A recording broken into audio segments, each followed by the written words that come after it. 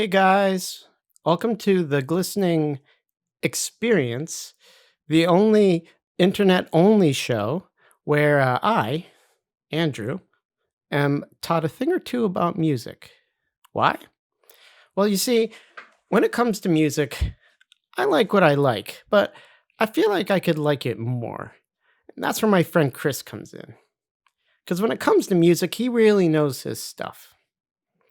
All the names, all the different kinds, and he's going to hit me with some sweet musical knowledge, and maybe, just maybe, I'll come away with a better understanding of music and a better understanding of why it's good. This is the Glistening Experience. All right.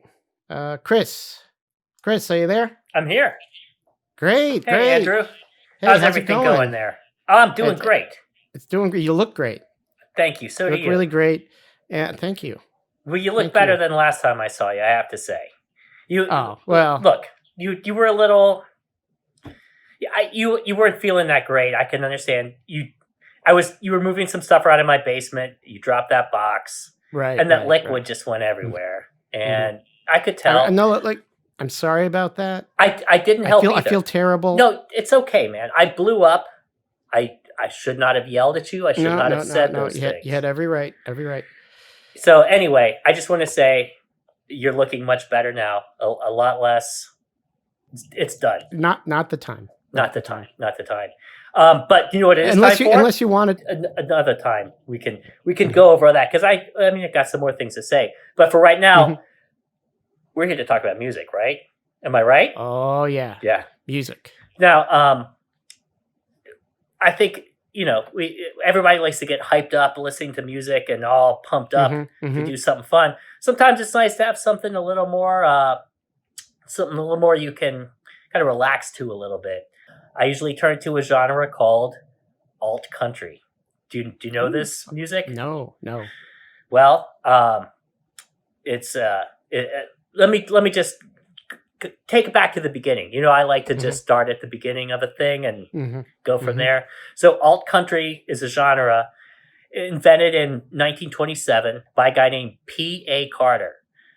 P.A. Carter. And so he lived in rural Tennessee. So back in those days, you had like Tennessee Valley Authority. Electricity was just kind of getting rolled out, basically. He didn't have electricity. So inventing something like rock and roll would have been a little beyond the tools he had at his disposal. So he invented a genre called alt country, right? So it basically, it turns to these sounds of like banjos, mandolins, acoustic guitars, mandolins. It's like a little violin, except you pluck it instead of put it under your chin. But just like a little pluck violin, basically. He and his wife, Ma Carter, and his sister-in-law, they put their heads together, came up with this genre alt country, this kind of down homey sound, you might say, right? So you got those guys over here, and then over here you got this guy Jimmy Rogers, the father of alt country, they call him. So he was. I'm going to be honest. He was kind of a drifter type, like to have a couple, that kind of thing. Yeah. Yeah. So he would sing these songs about, getting drunk and like sticking it to the cops. The cops would be messing with him, and he'd be like, "I'm going to stick it to you, sir." That kind of thing. So stick it to the man. Sticking it to him, yeah, to the man, exactly. Nobody wants their new genre to be associated with like drinking or boozing. No. So as far as alt country, Jimmy Rogers alt country, he's just kind of a little flash there. Just not the kind of thing you want going for your music. Over here is Bill Monroe. He invented this whole kind of music called alt bluegrass, kind of this country sound, but I don't know, a little bit faster, more of a mandolin type of thing going on. Mandolin, like the little violin So sound. little plucky violin, yeah. Yeah. Little plucky violin. Mm-hmm. Over time, they kind of blended into an overall kind of alt country sound. So, I mean, fast forward 30 years, you get George Jones freebasing in the back of his private jet. Or like Kenny Rogers, who kind of epitomized the alt country sound. He kind of like, pictured a pyramid. Like down here, you got these four guys, and it kind of refines itself up until the sound of like Kenny Rogers in the 70s. This gorgeous kind of silver beard. Right. Sing So like the same guy on TV. Yes, I've seen him. I haven't heard him. I've seen him. He got so good at alt country, he decided to open a string of chicken restaurants just to be and he's a good looking guy. I mastered this. I grew the best beard. What's next? I think I'll make the best chicken. So that was kind of a thing for a while there. Kind of didn't take that much, and so then down the road, you got these students of alt country, and then finally you get this guy Uncle Tupelo, who put this band together that, well, sort of kind of just took it back to the beginning. So basically, basically we're right back where we started from. It's 1920 again, Carter family, but this guy Uncle Tupelo is playing the same kind of music, and as far as I know, that's about it for this whole thing. Until not too long ago, who knows why these things start? Like a spark that's been burning for decades might suddenly flare up into a flame. So that's what we got here. It's like just from nowhere, this guy has been just like blazing like this across the scene that doesn't even exist. He's just blazing across. Tom Ponderosa. He's making the kind of alt country that I think you sit Jimmy Rogers down, you play it for him. He's like, why didn't I think of that? Basically. Or Kenny Rogers. Or Kenny Rogers might do the same thing. Any of those guys would be just thrilled to be making the music he's making. Well, I mean, so he did actually agree to be on our show today. I'm sure he's doing these things. Well, yeah, it's cool. I'm sure he's doing these things like anyone that asks him. Yeah. Because he might not have. No, that's super cool. Like that. Exactly. Yeah. But it never hurts. Can you invite him? Do an invite? To do an invite, you do. It looks like sort of like an upside down. Okay, hang on. Okay. Tell me if this does anything. Hello? Something? Well, hey, everybody. This is really exciting. Chris just told me he's got a hold of alt country artist Tom Ponderosa, big upcoming artist, I guess. And we've got him on the show. And Chris told me that he has a brand new track that he's going to debut on our show. On the Glistening Experience, never heard by me. And you all get to hear it, I think, for the first time. This is exciting. Okay. So, Tom. Yes? Hi. So this is Andrew. And then Chris, you talked to Chris earlier. We did. Hi, correct? Tom. Tom? Hello? Is that a question?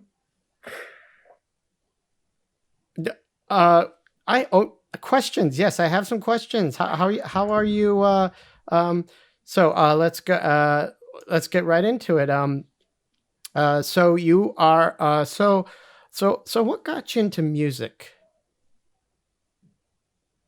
In one composition, the series for a time was a series of proportions, and as I said, the first works that I could post were rich in the word underneath.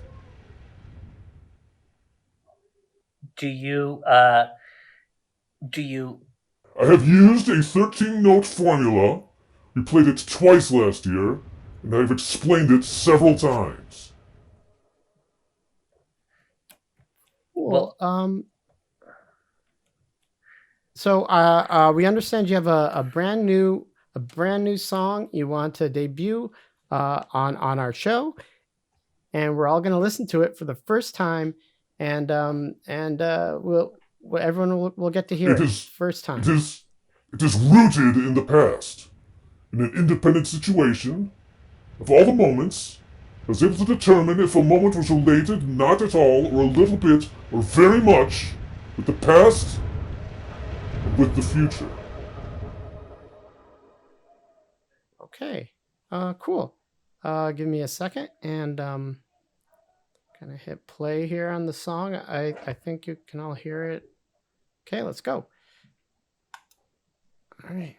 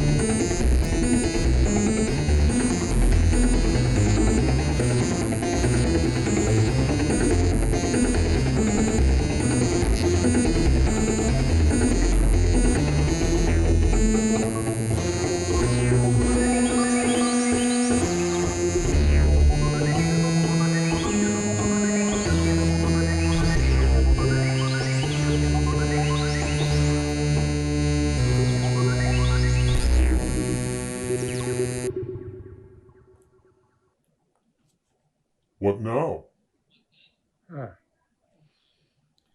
Wow. Cool. Yeah. Cool. Very. I would say very cool, personally. But That is clear direction like an arrow determination. On top, you have a box, which is like this, and in this box, you have different elements. And it says distribute these elements. In annual, this would be with the damn town. One has to be extremely economical in order to compose independent or self-contained musical events, and that led me to then an overall planning of the entire composition that lasts nowadays more than an hour and a half, where I started the composition, distributing the force that is very carefully in order to create a maximum of individuality of all the different moments. Then the next thing is that you will see that there are naturally certain moments which have more in common than other performers, and it starts with the group name. They say, oh, there's a group of elements where obviously the solo soprano is predominant. Cool. So, Tom, what what would you say? What was the best song you ever wrote? Was it this one? There is nothing but this formula.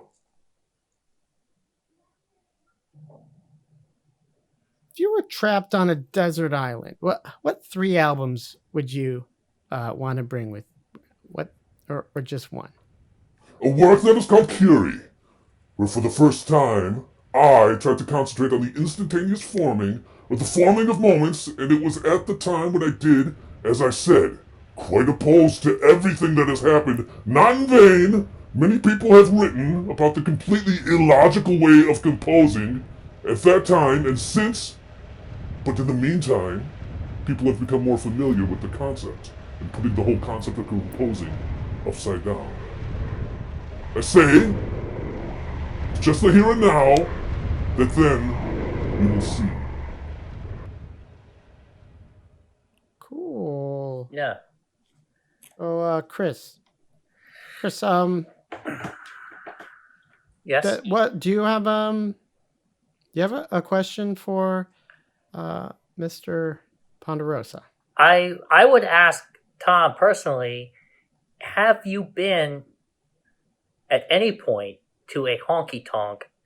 And if so, was it just basically a bar where people played music, or is there something else that makes it a honky tonk versus just a regular bar?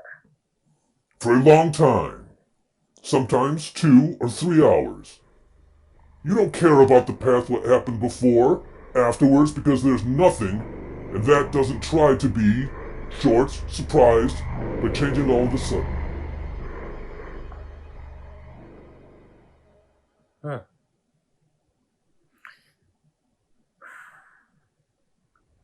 The voice, the hand, out of the eye was countable, and in every position. So, Tom, yeah, if you were if someone was going to play you in a movie, who would you want to play you? Someone like a Kenny Rogers kind of. If you're in a movie,